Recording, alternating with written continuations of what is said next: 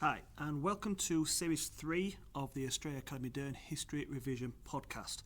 This series is going to focus on early Elizabethan England. As always, this will be a collection of around 5 to 8 minutes of podcast focusing on different aspects of the Elizabethan course. It's not meant to replace your regular revision sessions. What it's here to do is to fill in those little gaps on the way to school, before your tea's ready, little things like that. Don't forget, if you find this useful, we do have a Series 1 and Series 2. Series 1 focuses on medicine and the Western Front, and Series 2 focuses on Weimar and Nazi Germany. There will be a Cold War episodes coming soon once I've finished the Elizabeth session. Okay, let's get started.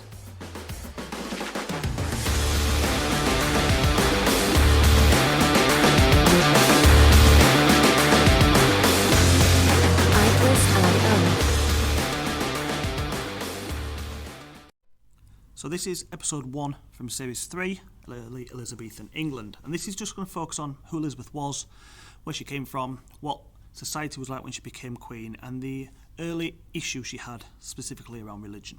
So first of all, who's Elizabeth? She's the second child of Henry VIII, his second daughter, 3 children in all. Mum was Anne Boleyn, who of course is beheaded. So she's never supposed to become queen. His son Edward will obviously become king. The idea is he would then go and get married, have children, yada yada yada, and therefore Elizabeth would always be just the sister of the king.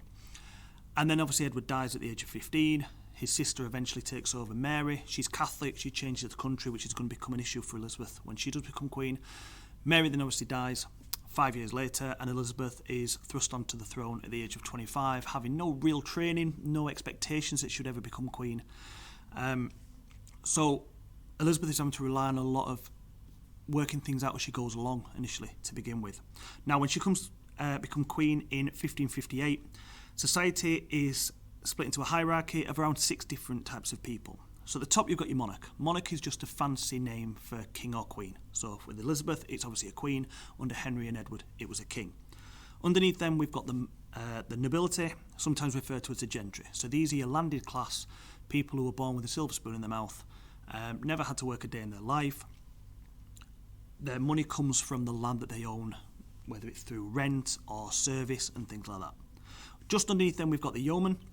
So yeomen are also landowning class. They don't own anywhere near as much land as the gentry and nobility, but they own small land, which puts them just slightly ahead of the next group on our list. Now, the next group are the tenant farmers, which pretty much does exactly what it says on the tin.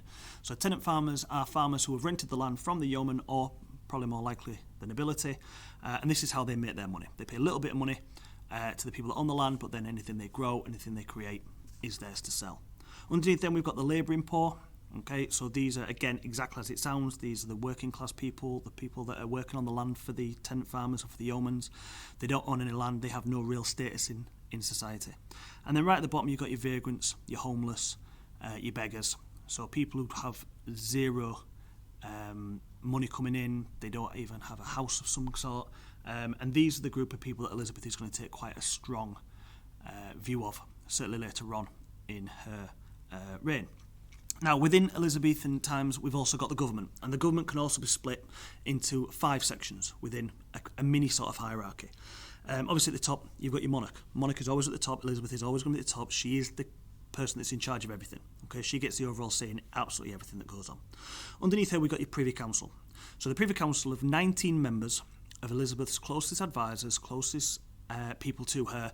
They will help her make important decisions, they will advise her, they will give her that advice whenever she requires it, but ultimately she doesn't have to listen to them if she doesn't want to. So if they're saying something that she doesn't agree with, she doesn't have to listen to that, she doesn't have to do that, but she will turn to them in times of need.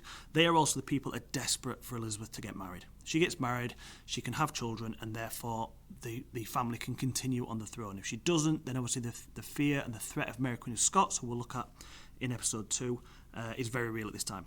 Underneath the Privy Council then you've got Parliament. Parliament works essentially the same way as it does today. 2 houses, House of Lords, House of Commons. The only difference is they only meet when Elizabeth needs them. So unlike today where Parliament meet every day and you'll see it on the news in the green chairs and arguing over different policies and different laws, that doesn't happen at this time unless Elizabeth needs them to meet and come up with new ideas. Underneath them you've then got the court. Court is not the same, again, as we have today. This is not law and order. This is not judges and juries. Okay, the court is a group of people who are there to show wealth, to show the stature of England. They are there to entertain Elizabeth. They have some influence and they will help Elizabeth in certain aspects, but generally speaking, they're there to make Elizabeth look good. Underneath them, we then got the Lord Lieutenants. So Lord Lieutenants are the militia. So they run the law and order, essentially. So they're in charge of the small armies that would roam the countrysides, that would be around to make sure that people are following the laws that have been put in place by the Parliament. And then finally, you've got Justice of the Peace. So Justice of the Peace are elected, essentially, or volunteered by higher men within society. They will serve for 1 year. They will collect poor relief taxes. They will judge on crimes. It was considered something that was a bit of a pain in the backside if it was your turn to do it, but it was seen as something that actually would make you look good, would make you stand out amongst the other people within your society, within your social group. Okay, so the big thing that Elizabeth has when she first comes to the throne is religion. As we mentioned earlier, Mary I was a Catholic, and so she spent quite a lot of money turning England back into a Catholic country.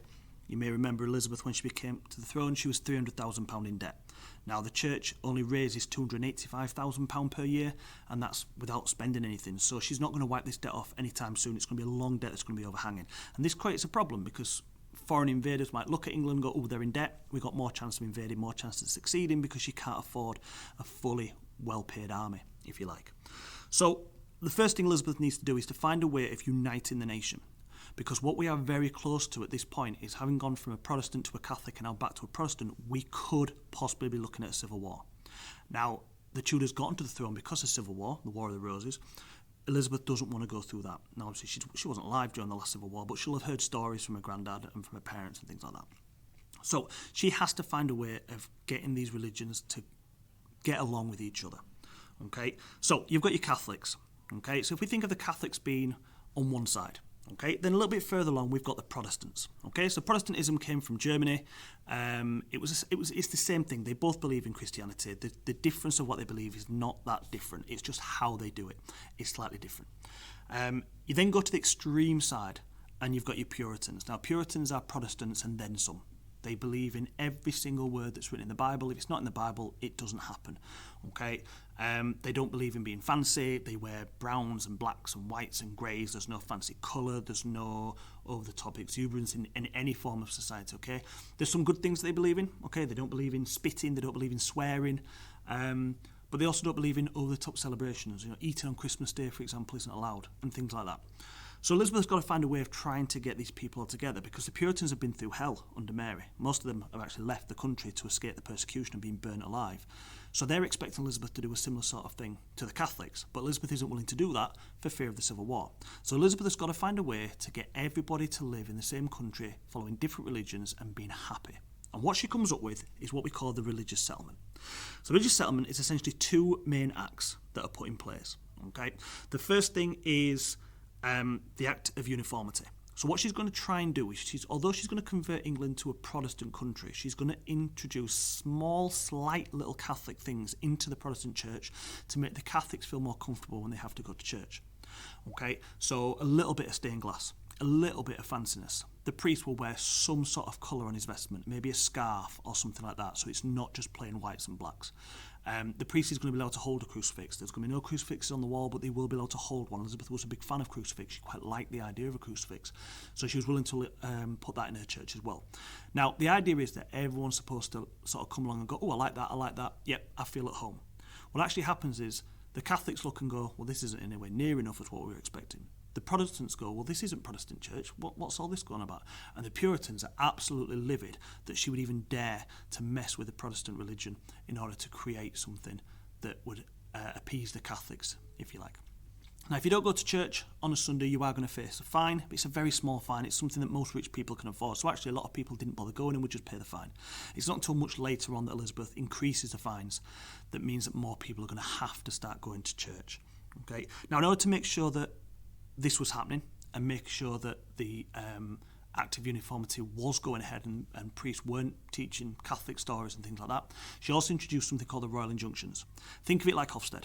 Okay, so inspectors would randomly come to a church, sit at the back and just observe what's going on and then report back to say, yep, they're doing it right, or no, they're not, they're doing it in Latin, they're doing it this way, they're doing it that way.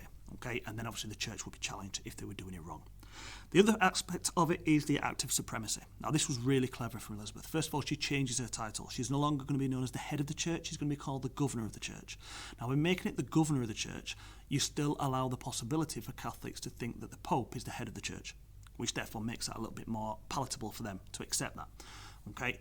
She also makes sure that every bishop swears an oath of loyalty to her. So if they're not going to follow the rules and follow the changes that she's going to implement, she will fire them and bring someone else in. So it allows her to get rid of some of those real extreme Catholics that are in there that maybe aren't going to follow the rules and try and be a little bit a rogue on her.